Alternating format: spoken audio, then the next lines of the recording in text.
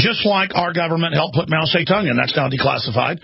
What the John Birch Society said in the 50s, why they created the John Birch Society, was it was discovered that, and they said it for decades, and then it's been declassified now in the last decade, but they've been saying it since the 50s, it was declassified in 2004, that indeed the CIA put Mao Zedong in power and double-crossed Chiang Kai-shek and killed U.S. personnel that had gone native OSS people who refused to aid the communists, and they lined up U.S., British, you name it, soldiers and killed them.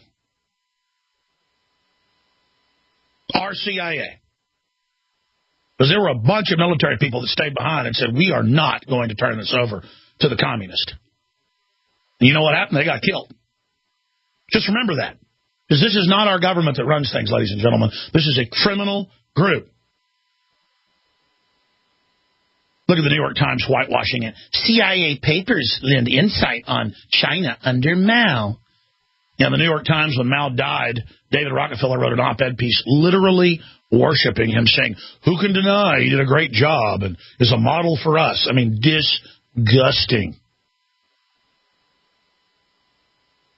Even before it was fully declassified, I remember in 1999 watching History Channel with the CIA section chief over Asia.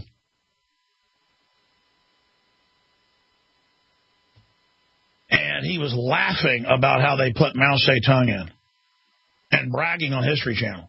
And of course, I knew all the names. I'd read the John Birch publications. I knew all about it. John Birch is named after a guy that stayed behind who they killed. Tortured, of course, first. And it lets you know that this has been known forever.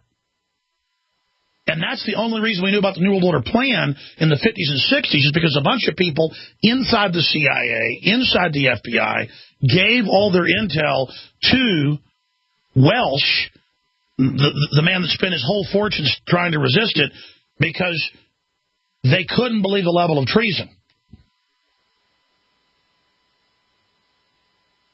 And I'm just digressing here. I just marvel at the fact that the people that own the Federal Reserve, the globalists, the big six mega banks, British royalty, you name it, funding it, would overthrow Russia and put in a group of eugenicists, anti-family, anti-God exterminators and kill 50-plus million Russians, 10 million Ukrainians, millions of Poles, millions of others in Eastern Europe, a reign of hellish terror and social engineering, and that the same globalist literally butchered China and have visited upon China 80-plus million dead. That's China's number. CIA says 65 million or 66 million. And, of course, then you realize, oh, my gosh, they want to do that here.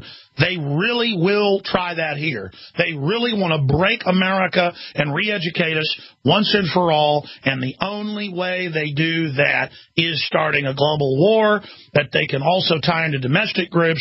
And the only way to do that is to set off a nuke and then type it off the signatures, the jacketing isotopes, fingerprint it and frame the Russians or the Iranians, and then tie it into domestic groups and launch a full-bore takeover.